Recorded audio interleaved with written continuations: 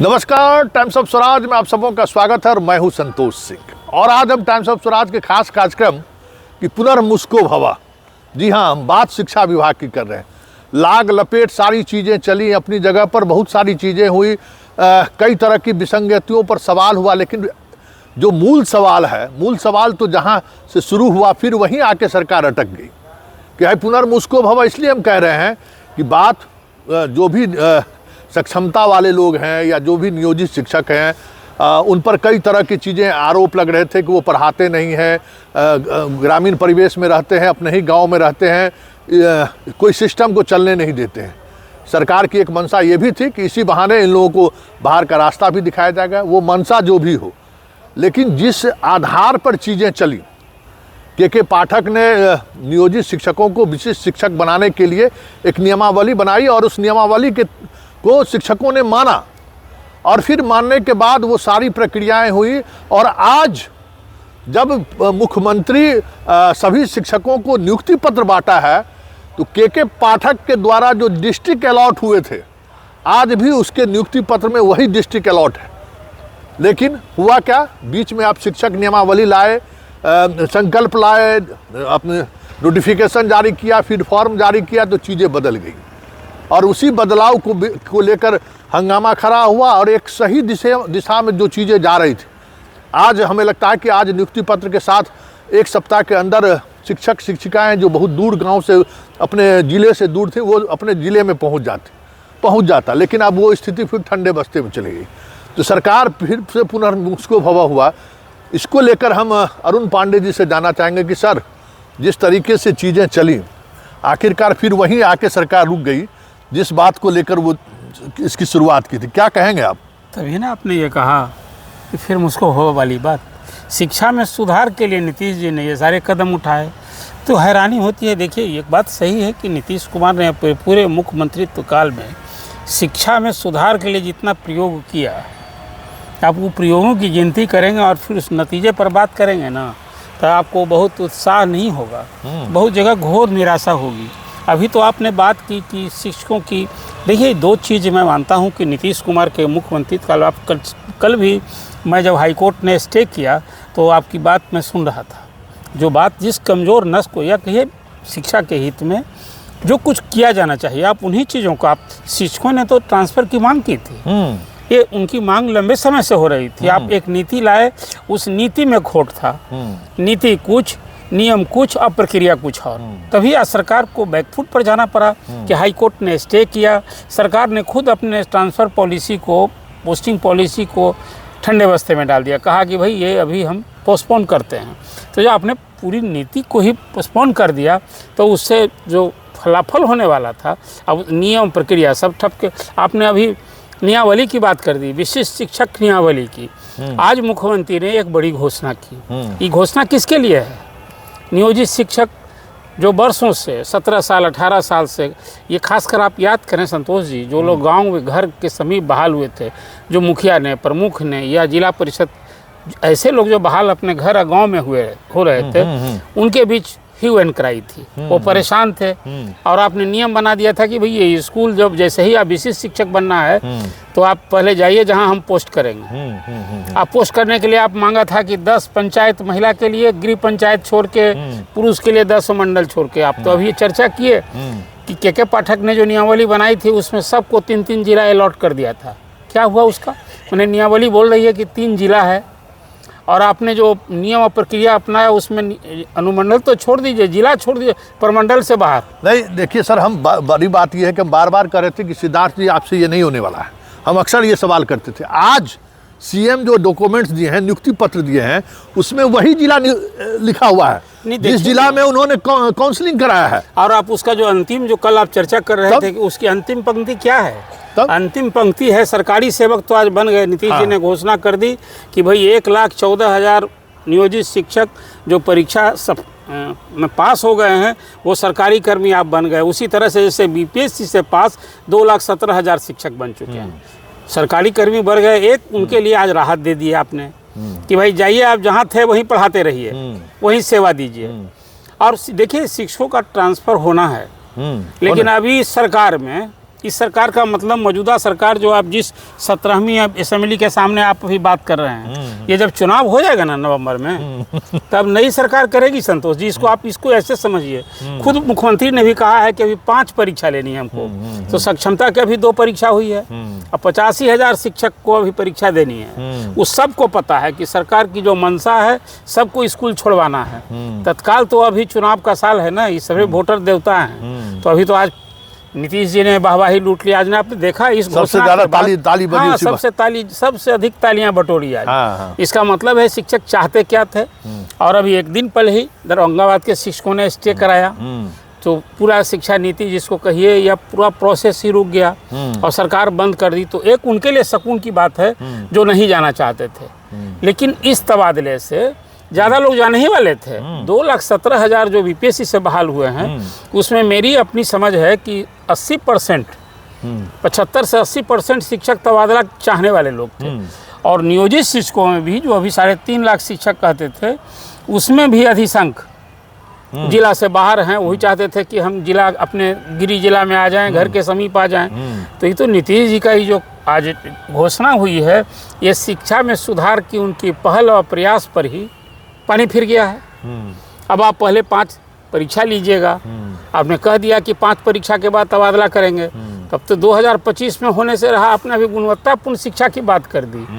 ये संख्यात्मक सुधार हो रहा है, ये एक उपलब्धि मैं मानता हूँ नीतीश जी का कि इनके कार्यकाल में स्कूल बिल्डिंग्स बने हैं, कमरे बढ़े हैं और शिक्षकों की संख्या अब स्कूल में जिस हिसाब से विद्यार्थी तो पढ़ने वाले तब भी थे, 76,000 बिहार में स्कूल हैं और अब तो शिक्षक 5.5 लाख हो गए हैं, तो शिक्षक हो गए हैं। अब पढ़ाई दुरुस्त करने पर भी आपने एक चर्चा की थी, वो भी मैं सुन रहा था कि आप उनके दिल में भी ये ललक है कहीं कि नहीं अब शिक्षा में गुणवत्तापूर्ण सुझाव। आपने एक सलाह दी, मैं भी मानता हूँ कि भाई आप शिक्षक का असेसमेंट कीजिए, वो जो पढ़ा रहे हैं तो शिक्षक विद्यार्थी उनका कितना ग्रहण कर रहा है, जिसको पढ़ा रहे हैं वो कितना अंक पा रहा है। यदि एक क्लास में 60 लड़का पढ़ रहा है तो शिक्षक ने पढ़ाया तो कितना लड़का पास मार्क किया, कितना लड़का उस ग्रेड से ऊपर किया, इसके आधार पर शिक्षकों का मूल्यांकन कीजिए ना।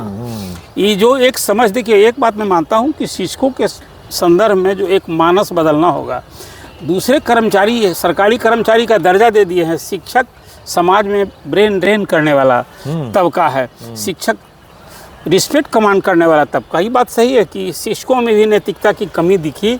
आज भी गांव में ये सुनने को मिल रहा है सब कुछ बात कि आज भी गांव में जो लोग हैं वो 11 बजे लेट नहीं और 4 बजे के बाद भेंट नहीं। हाँ, 2 बजे के बाद भेंट। हाँ, 2 बजे के बाद भेंट नहीं। वो तो अभी ऐप से जो हाजिरी की व्यवस्था हुई है ना, तो अब एक परेशानी है कि जाना पहुंचना अनिवार्य है कम से कम 500 मीटर तक। हाँ, जाके फिर मोबाइल छोड़ के चल तो इसको तो देखिए के पाठक ने और कोई हम उनके बहुत सारे काम की आलोचना मेरी सहमति नहीं थी, लेकिन स्कूल की टाइमिंग खास करके शिक्षकों की उपस्थिति सुनिश्चित करने को लेकर वो एक रंग लाया था, वो सुधार दिखा था, छात्रों की संख्या उपस्थिति बढ़ गई थी। वैसे तमाम शिक्षक जो मुंबई और दिल्ली में थे सब लोग घर आने लगे। आपके सदन के कई माननीय की पत्नी को स्कूल जाना पड़ा। तो ये तो सुधार था भाई। आप नौकरी कर रहे हैं तो स्कूल में बगैर गए घर बैठे आप वेतन पाइएगा।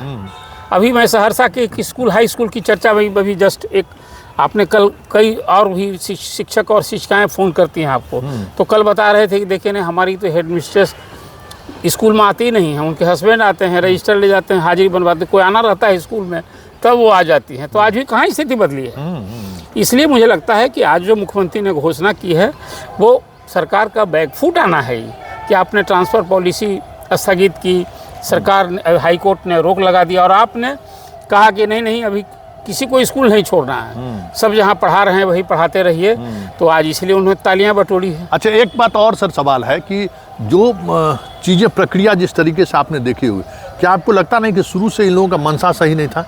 पाठक जिस तरीके से अब आप इतने दिनों का आपने भी बहाली देखा है, लाख शिक्षकों की बहाली हुई और 1 महीने के अंदर में ट्रेनिंग करा के पोस्टिंग करा के उसको जगह पर पहुंचा दिया। और आप तबादला भाई बच्चे काउंसलिंग जाकर टीचर करा लिए, सब कुछ अपना डॉक्यूमेंट्स तक जमा कर दिया, तब आप फिर नया पॉलिसी बनाना। देखिए मैं मानता हूँ इसमें दृढ़ता की कमी जी के पाठक में कोई डिसीजन लेना और फिर उसको दृढ़ता से लागू कराना। अभी जो शिक्षा विभाग में SC SC विद्यार्थी हैं, भले ही वो मुख्यमंत्री के चहेते अधिकारी हैं, लेकिन जो कुछ अभी तक उन्होंने रिजल्ट दिया है उसमें दृढ़ता की कमी है। तभी तो आप देख लीजिए ना आप नियम कुछ बनाते हैं, नीति कुछ अपनाते हैं, प्रक्रिया कुछ अपनाते हैं और फिर सब कुछ धरा का धरा रह जाता है। आज मुख्यमंत्री ने तो एक तरह से कहिए कि पूरा सिस्टम को एक उपलब्धि सिर्फ हुई नीतीश जी के रेजिम में कि 2,17,000 बीपीएससी से शिक्षक बहाल हुए और नियोजित शिक्षक को सरकारी कर्मी बनाने का जो उन्होंने रिजेक्ट कर दिया था कि नहीं बीपीएससी से हम तो नहीं तो परीक्षा लेकर ही करेंगे, इस हद तक एक सफलता है। खासकर नियोजित शिक्षकों की ये लड़ाई अभी रंग लाई है कि अब वो सरकारी कर्मी बन गए हैं। अब लेकिन अब सेवा निरंतरता का क्या होगा? हाँ, सेवा निरंतरता की लड़ाई। अरे आप बताइए, कोई किसी से जो 17-18 साल 10 साल काम किया है, आज वो नया टीचर हो जाएगा, मतलब बीपीएससी के शिक्षक से भी वो जूनियर हो जाएंगे। यही बात। तो ये तो फोर्स ही करना मतलब पड़ेगा। ये आपको नहीं लगता कि ये सारी चीजें जो हैं, कवायद जितनी कवायद हुई है वो कवायद है कि मामले को उलझा दो? नहीं, हम फिर कहते हैं ये हम कोई डिसीजन ले रहे हैं, इसका इम्पैक्ट क्या होगा? संतोष जी, ये फोर्स ही करना चाहिए। हम ये मंशा पर हम सवाल, यदि मंशा पर सवाल उठाएंगे ना तब तो बिहार में बीपीएससी से 2,17,000 शिक्षक भी बहाल नहीं हुए रहते। इसका भी तो विरोध किया था शिक्षकों ने। इसलिए मंशा नहीं, आप कोई निश्चय में दृढ़ता नहीं है और जो हम कर रहे हैं उसका इम्पैक्ट क्या होगा, ये फोर्स ही करना चाहिए जो सत्ता में बैठे लोग हैं। और मुख्यमंत्री जी ने क्या सोचकर घोषणा कर दी इस असेंबली में फरवरी के ही सत्र में कि स्कूल 10 से 4 ही चलेगा, आज तक लागू नहीं हुआ। ये क्या दर्शाता है? कोई अधिकारी को आपने नौकरशाही को इस ढंग से कर दिया। कभी अच्छा सर, कभी सदन में मुख्यमंत्री कुछ घोषणा करे और वो लागू नहीं हो? कभी देखिए, ये पूरा संसदीय इतिहास में, बिहार के संसदीय इतिहास में बात कर रहा हूँ, और तो दूसरे असेंबली में शायद उदाहरण मिलेगा कि मुख्यमंत्री डंके की चोट पर उन्होंने उस 10 से 4 के लिए पूरी वकालत कही थी। भी हम भी उसी सिस्टम से पढ़े हैं। और उसके बाद जो शिक्षा मंत्री थे तत्कालीन विजय कुमार चौधरी, वो कहते रहे कि भाई मुख्यमंत्री ने हाउस में जो कहा है वो आदेश है, जो नहीं लागू करेंगे कार्रवाई होगी। कहाँ कुछ हुआ? आज भी शिक्षकों के बीच एक मीम चल रहा है कि नीतीश जी जो बोले लागू होगा कि नहीं। देखिए, आप तो कल ही ये बात तो बोलेंगे, ये तो बात अब देखिए यही हैरानी होती है। ये बात मुख्यमंत्री ने जो कह दिया कि भाई जो शिक्षक जहाँ हैं वहीं बन गए विशिष्ट शिक्षक, वहीं सेवा देंगे, इतनी भर राहत तो भरोसा करना ना होगा। ये सचमुच में कभी ये नहीं, सदन में कही गई होती तो कह रहे क्या है कि जो बात सदन में मुख्यमंत्री बोले वो तो लागू किया नहीं। ये सब ब्यूरोक्रेट सब जो तो मंच पर से बोले थे, इसको लागू करेगा क्या? ट्रांसफर पॉलिसी को जब शिक्षा मंत्री ने देखा, अपने हाई कोर्ट का डिसीजन आया, ऑर्डर आया, उसके तत्काल बाद ही शिक्षा मंत्री ने घोषणा की कि ट्रांसफर पॉलिसी सीएम से हमने बात की है, अधिकारियों से विमर्श किया और उसको हमने पोस्टपोन किया है। तो मुख्यमंत्री की आज की घोषणा तो बिल्कुल, उसको घोषणा नहीं आदेश न माना जाना चाहिए। अब उसको फिर मुख्यमंत्री ने जैसी घोषणा असेंबली में की थी, टाइमिंग वाली बात आप कर रहे हैं, तो अब तो फिर क्या कहा जाए, तो भरोसा ही करना चाहिए।